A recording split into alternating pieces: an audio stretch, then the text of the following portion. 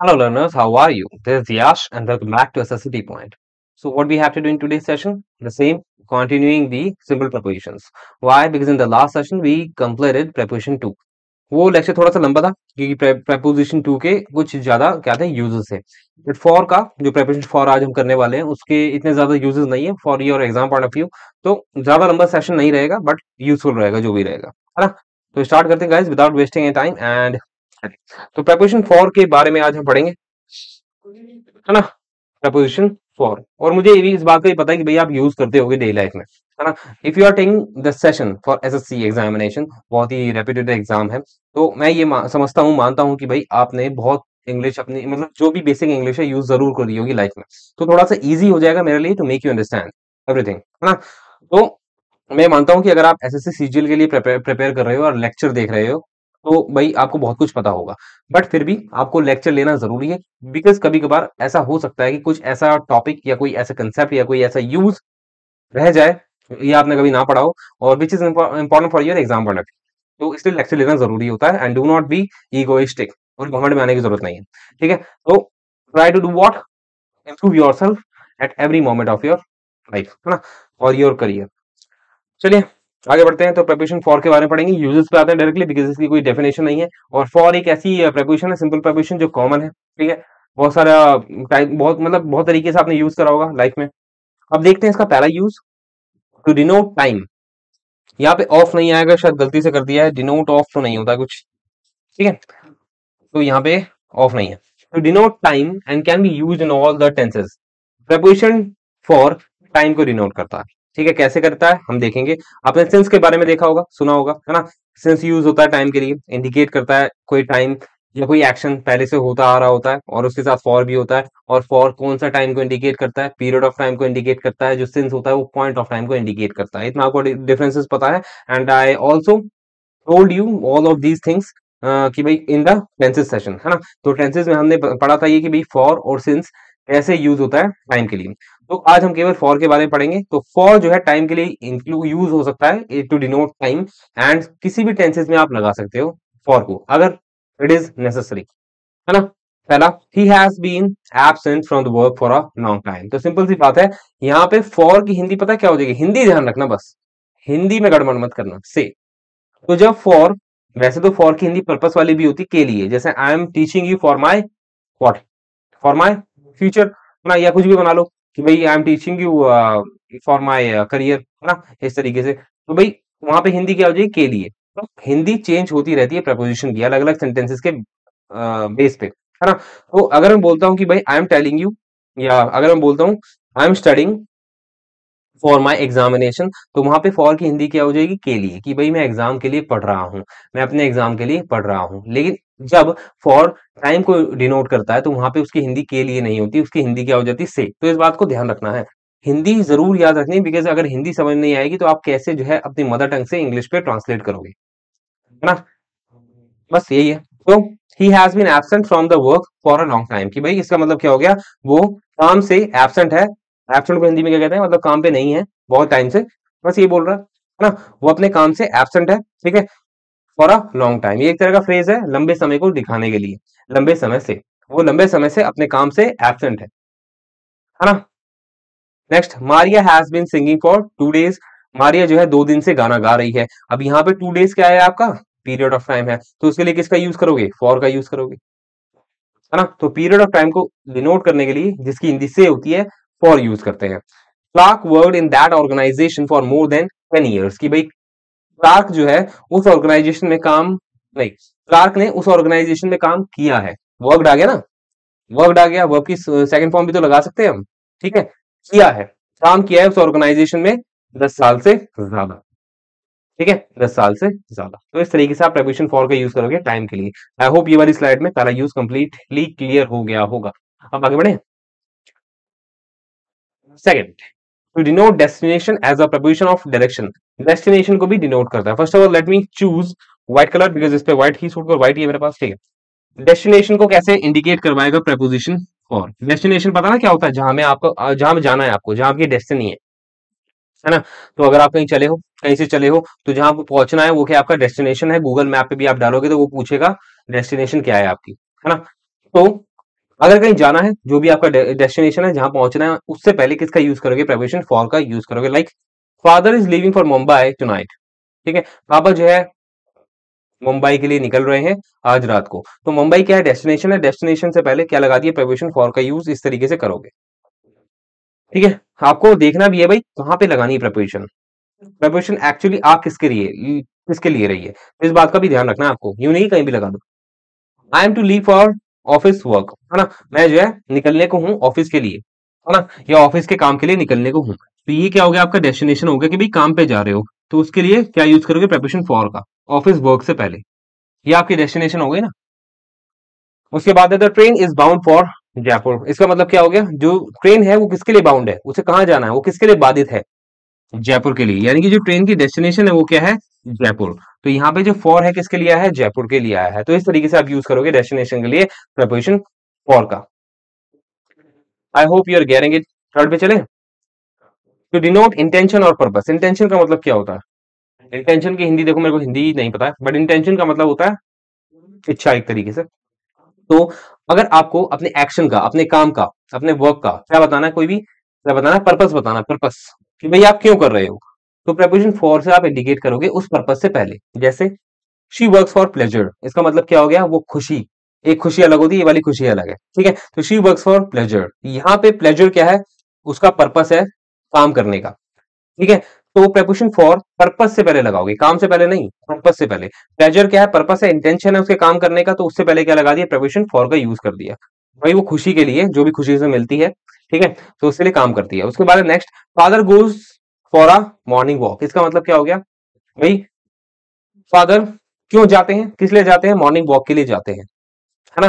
तो इसलिए जो है फॉर लगा दिया आपने किसके पहले? मॉर्निंग वॉक के पहले, जो कि क्या है? पर्पस है उसके जाने का, है ना, सुबह सुबह, है ना। I hope you are getting it. आगे बढ़े। थर्ड भी हो गया, सेकंड भी हो गया, फर्स्ट तो हो ही गया था। आई होप मैं ज्यादा तेज नहीं चल रहा हूँ, ठीक है। और मुझे लगता है कि मेरी स्पीड ऑलमोस्ट ठीक है, और ना ही ज्यादा धीरे है ना ही ज्यादा तेज है।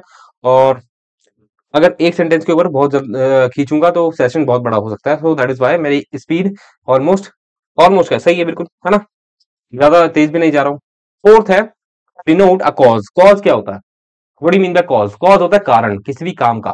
ठीक है, आप कोई काम कर रहे हो, आप पढ़ रहे हो, लिख रहे हो, और मौज मस्ती कर रहे हो, ठीक है, और गर्लफ्रेंड वगैरह बना रखी है, मटर गश्ती कर रहे हो, अय्याशियां कर रहे हो, क्यों? क्योंकि आपका कोई कारण है, मजे लेना चाहते हो जीवन के। तो मतलब हमेशा ना एग्जाम्पल पढ़ाई लिखाई की नहीं देनी चाहिए, सारे देनी चाहिए, बिकॉज ये दुनिया है, सभी सारे काम करते हैं, तो इस वजह से सारे एग्जाम्पल्स मैं ले लेता हूँ। जैसे ये एग्जाम्पल मैंने लिया था एक, Michael ruined his career for his drug addiction.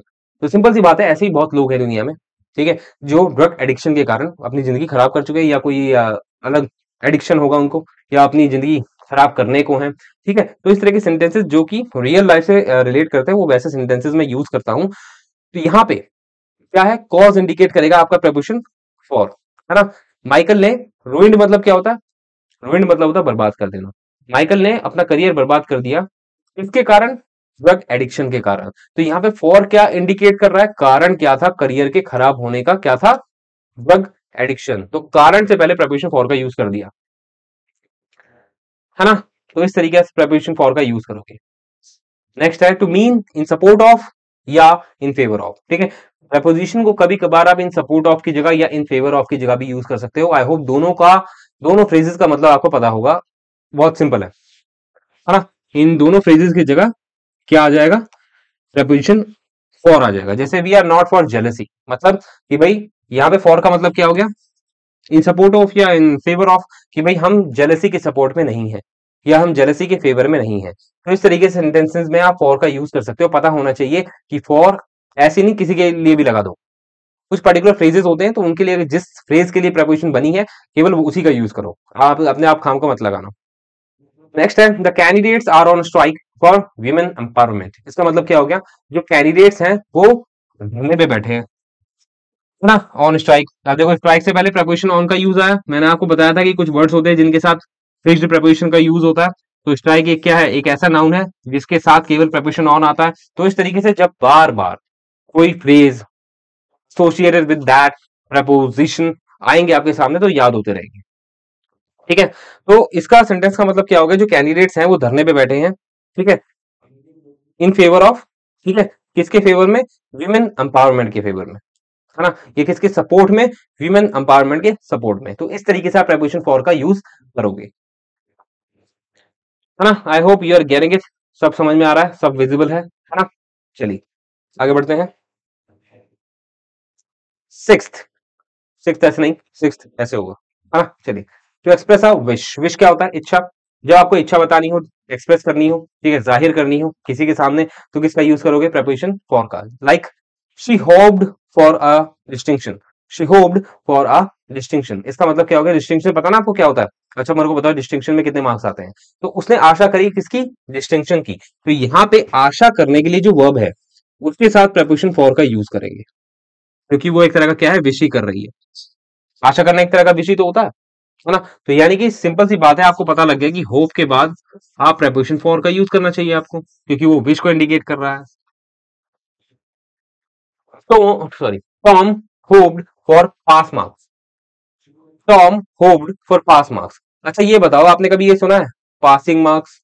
जब मैं छोटा था ना बचपन में, तो टीचर्स वगैरह पासिंग मार्क्स ही बोला करते थे, और मेरे को भी पासिंग मार्क्स ही बोलने की आदत पड़ गई थी। But when I understood, when I started teaching, when I went through a lot of concepts in English, I got to know कि पासिंग मार्क्स नहीं होता, पास मार्क्स होता है। ठीक है, इस बात को ध्यान रखना।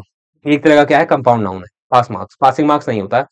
Tom hoped for pass marks, इसका मतलब क्या हो गया, टॉम ने आशा करी या इच्छा जाहिर करी, या उसने सोचा, ठीक है, किसके लिए, कि भाई पास मार्क्स आ जाए, बहुत है। ठीक है, तो कोई कैसी इच्छा करता है, तो कोई कैसी इच्छा करता है, तो यहाँ पे विश के लिए आप प्रेपोजिशन फॉर का इस तरीके से यूज कर लोगे, है ना। उसके बाद है सेवंथ, टू एक्सप्रेस रिप्रेजेंटेशन, इसका मतलब क्या हो गया, कोई भी रिप्रेजेंटेशन आपको एक्सप्रेस करना और किससे यूज करोगे, फॉर से, प्रेपोजिशन फॉर से। लाइक वाई का रिप्रेजेंटेशन क्या है, कुछ भी लिख दिया मैंने, या कुछ भी लिख दो, है ना। वाई स्टैंड फॉर या, ठीक है, कुछ भी लिख रहा हूं। अब यहाँ पे लिख लो कि भाई तुम्हारा जैसे ना किसी का नाम राहुल होगा, तो मैं लिख देता हूँ आर, है ना, स्टैंड्स, आर किसको रिप्रेजेंट कर रहा है, फॉर राहुल। तो जहां पे जिस भी रिप्रेजेंटेशन, जैसे भी रिप्रेजेंटेशन की जरूरत है, तो प्रेपोजिशन फॉर का यूज करो, है ना। आगे बढ़े, सॉरी, नेक्स्ट है at, to indicate cost, cost मतलब क्या होता है, what do you mean by cost, cost होता है what? खर्चा, खर्चा पानी। तो कॉस्ट को इंडिकेट कराने के लिए प्रेपोजिशन फॉर का यूज करो। Like sister bought a dress for इतना डॉलर, $200, ठीक है। तो यहाँ पे कॉस्ट से पहले किसका यूज कर दिया, प्रेपोजिशन फॉर का यूज कर दिया। इससे ये पता लगता है कि भाई जो फॉर है वो कॉस्ट को भी इंडिकेट करवा सकती है, प्रेपोजिशन फॉर, है ना। तो जो बहन है उसने ड्रेस खरीदी $200 में। आई होप समझ में आ गया होगा। कॉस्ट कोई भी हो, ये जो डॉलर में लिख रखा है मैंने, कोई भी कॉस्ट हो तुम्हारी, ठीक, कैसे भी यूज करो, ठीक है, रुपीज में करो, कोई भी करेंसी का यूज करो, तो फॉर का यूज करोगे, फॉर प्रेपोजिशन। चलिए नेक्स्ट है, टू मीन एप्रोप्रिएट और इन एप्रोप्रिएट। एप्रोप्रिएट और इन एप्रोप्रिएट का मतलब क्या हो गया, इसकी जगह आप वो भी बोल सकते हैं सूटेबल, हाँ। और ये क्या हो जाएगा, इन appropriate, that is not suitable, ठीक है। जो सही है और जो सही नहीं है, मतलब आपको कोई ऐसी बात रखनी है, ऐसा मुद्दा रखना है, ठीक है, जो सही भी है, या अगर वो नहीं सही है तो भी आप प्रेपोजिशन फॉर का यूज कर सकते हो। Like smoking is bad for health, अब यहाँ पे ये बैड वाली बात आ गई, है ना। तो इन एप्रोप्रिएट बातों के लिए, इन एप्रोप्रिएट बातों के लिए जो सही नहीं है, आप किसका यूज कर सकते हो, प्रेपोजिशन फॉर का। और अच्छी बातों के लिए भी आप प्रेपोजिशन फॉर का यूज कर सकते हो, जैसे he is the man for this post, कि भाई ये इंसान इसी पोस्ट के लिए है ना। तो यहाँ पे अच्छी बात हो गई। तो डिपेंड करता है आप कैसा सेंटेंस बना रहे हो, एप्रोप्रिएट के लिए भी फॉर आ जाता है इन तरह के सेंटेंसेस में, और इन एप्रोप्रिएट के लिए भी फॉर आ जाता है इस तरह के सेंटेंसेस में। तो सेंटेंसेस एक बार देखते हुए चलोगे ना, तो पता लगता रहेगा कि भाई कौन सी प्रेपोजिशन कहाँ फिट होती जा रही है। एक बार में आई नो कि भाई रूल पढ़ लोगे कि भाई ये इसके साथ यूज होता है, इसके साथ, जब तक खुद चेक नहीं करोगे या खुद प्रैक्टिस नहीं करोगे या न्यूज़पेपर वगैरह नहीं पढ़ोगे या कोई बुक मैगजीन नहीं पढ़ोगे, तो पता नहीं लगेगा, मतलब वो बार बार दिमाग में जाएगा नहीं। ठीक है, तो व्हाट इज द ट्रूथ, कि भाई आपको क्या ध्यान रखना है कि भाई कोई चीज बार बार आपके दिमाग में जाए, ठीक है, उसकी आदत पड़ेगी तभी वो आपके ब्लड में जाएगा। हाँ, चलिए आगे बढ़ते हैं। 10th है, इन प्लेस ऑफ एज और टू बी। तो कभी कभार एज और टू बी की जगह फॉर का यूज कर सकते हो। ये तो एग्जांपल से समझ में आएगा कैसे। ही treated me for his best, ठीक है। अब यहाँ पे फॉर किसकी जगह है, एज की जगह है। तो यहाँ पे इसका मतलब क्या हो गया, he treated me as his guest, मतलब उसने मेरे को ट्रीट किया अपने मेहमान जैसा, है ना। तो इस तरह के सेंटेंसेस में आपको देखने को मिल जाएगा प्रेपोजिशन फॉर। नेक्स्ट है, she left me for alone. अब यहाँ पे फॉर किसकी जगह आया, यहाँ पे शायद टू बी की जगह फिट बैठ रहा है ना। तो she left me to be alone, उसने मेरे को अकेला छोड़ दिया। ठीक है, इस तरीके से आप फॉर, हैज और टू बी की जगह लगा सकते हो। आगे बढ़े, next, to a distance of meaning. इसका मतलब क्या हो गया, इस पूरे फ्रेज की जगह आप प्रपोजिशन फॉर का यूज कर सकते हो, पूरे फ्रेज की जगह, पूरे फ्रेज की जगह बात कर रहा हूं। जैसे for miles and miles there was no one to be heard, कि भाई इसका मतलब क्या हो गया, to a distance of miles and miles, मतलब मीलों दूर तक। ठीक है, there was no one to be heard, कोई नहीं था जो हमें सुन सके, है ना, नहीं जो हमें नहीं सुन सके, जिसको सुनाया जा सके हमारी आवाज। ठीक है, पैसिव वॉइस है ना, तो पैसिव वॉइस ऐसे यूज होता है। ठीक है, तो टू अ डिस्टेंस ऑफ की जगह फॉर का यूज कर सकते हो। वी, अब देखो, प्रपोजिशन, एक प्रपोजिशन पूरे बड़े फ्रेज की जगह भी ले सकती है, तो कितनी इंपॉर्टेंट है प्रपोजिशन, है ना। अगर यहाँ पे फॉर नहीं होता तो पूरा एक सेंटेंस बनाना पड़ता, बहुत बड़ा हो जाता, तो ये भी सही है। We ran for 2 kilometres today. अब यहाँ पे इसका मतलब क्या हो गया, we ran to a distance of 2 kilometres today. ठीक है, हम जो है भागे 2 किलोमीटर आज, है ना, या 2 किलोमीटर के डिस्टेंस तक आज, है ना। तो इस तरीके से आप प्रपोजिशन फॉर का यूज करोगे। I hope you must have got what I wanted to let you know. आगे बढ़े, चलिए, 12th है to mean in place of. तो इन प्लेस ऑफ की जगह प्रपोजिशन टू का, सॉरी, फॉर का यूज कर सकते हो। Like he unknowingly exchange dollars for euros. He unknowingly exchange, मेरे को क्या हो रहा है, एक सेकेंड, हाँ थोड़ा प्रोनाउंसिएशन खराब हो रही थी, अब सही है। He unknowingly exchange dollars for euros. इसका मतलब क्या हो गया, उसने गलती से, अननोइंगली मतलब उसे नहीं पता था, ठीक है, गलती से एक्सचेंज कर दिया डॉलर को किसकी जगह, किसकी जगह, इन place of what, in place of Euros. ठीक है, तो इस तरीके से इन प्लेस ऑफ की जगह प्रपोजिशन फॉर का यूज कर सकते हो। The abbreviation IPS stands for Indian police service. ठीक है, तो यहाँ पे स्टैंड्स की जगह, सॉरी, फॉर की जगह इन प्लेस ऑफ भी यूज कर सकते थे, कि भाई इंडियन पुलिस सर्विस की जगह क्या आ गया है, आईपीएस आ गया है, एब्रिविएशन उसकी आईपीएस, है ना। तो आई होप समझ में आ गया होगा। एंड आई थिंक इसके साथ शायद कंप्लीट हो गया है, और भी है, नहीं अभी और भी है। 13th, जो preposition फॉर होती है उनको ऐसे फ्रेजेस में अवॉइड करो, जैसे ऑल डे आपने सुना होगा, है ना, ऑल डे सुना होगा, और ऑल वीक सुना होगा, है ना, ऑल, और ऑल क्या होता है, ऑल आवर नहीं सुना होगा, ऑल आवर नहीं होता है। ऑल सेंचुरी नहीं सुना होगा, ऑल सेंचुरी नहीं होता है ना। तो इस तरह के फ्रेजेस में है ना, जो टाइम को डिनोट करते हैं, प्रपोजिशन फॉर खाम का मत डालो। जैसे देखने में कभी कभार सूट करता है कि भाई, जैसे अगर मैं बोलता हूँ he has been reading novel for all day, ठीक है, अब यहाँ पे ये समझ के कि भाई यहाँ पे फॉर का मतलब से है, क्योंकि हमें पता है कि जो फॉर होता है वो टाइम के लिए भी यूज होता है, तो ये समझ के गलती नहीं करनी है। ऑल डे एक ऐसा फ्रेज है, ग्रुप ऑफ टू वर्ड है, कि भाई group of two words I mean, जो अकेला आता है, जो प्रपोजिशन फॉर के साथ नहीं आता। तो कुछ ऐसे फ्रेजेस हैं जो अकेले काम करते हैं प्रपोजिशन के बिना, तो उनको अकेले ही काम करने दो। ठीक है, ये मैं बोलना ये चाहता हूँ। तो he has been reading novel for all day की जगह he has been reading novel all day, ये इस तरीके से यूज होगा। ठीक है, वो जो है पूरे दिन नॉवल पढ़ रहा था, फॉर लगाने की जरूरत नहीं है, क्यों, क्योंकि फ्रेज ही ऐसा है, वो बता ही रहा है जो मैं बोलना चाह रहा हूँ। अगर मैं फॉर भी यूज करता तब भी वो यही बताता जो मैं बिना फॉर के बोल रहा हूँ, है ना। She abuses for a lot of time, तो यहाँ पे भी अ लॉट ऑफ जो है एक ऐसा फ्रेज है जिससे पहले प्रपोजिशन लगाने की जरूरत ही नहीं है कोई भी, तो मत लगाओ। She abuses a lot of time, वो बहुत क्या करती है, गालियां देती है मोस्ट ऑफ द टाइम, ठीक है, बहुत बार या बहुत समय तक गालियां देती है इस तरीके से, है ना। The function lasted the whole month, ठीक है, जो फंक्शन है वो कब तक चला, पूरे सारे महीने चला, पूरे महीने चला। तो इस तरीके से जो होल मंथ है, ठीक है, जो होल मंथ है वो भी कोई प्रपोजिशन को एक्वायर नहीं करता अपने साथ, when it is used, when it is fit in the sentence, है ना। तो इस तरह के फ्रेजेस में जो छोटे छोटे होते हैं टाइम के लिए आते हैं, फॉर प्रपोजिशन ये सोच के ऐड मत करो कि फॉर भी टाइम के लिए यूज होता है। वो फ्रेजेस जो है अकेले काम करते हैं, उन्हें अकेले ही काम करने दो।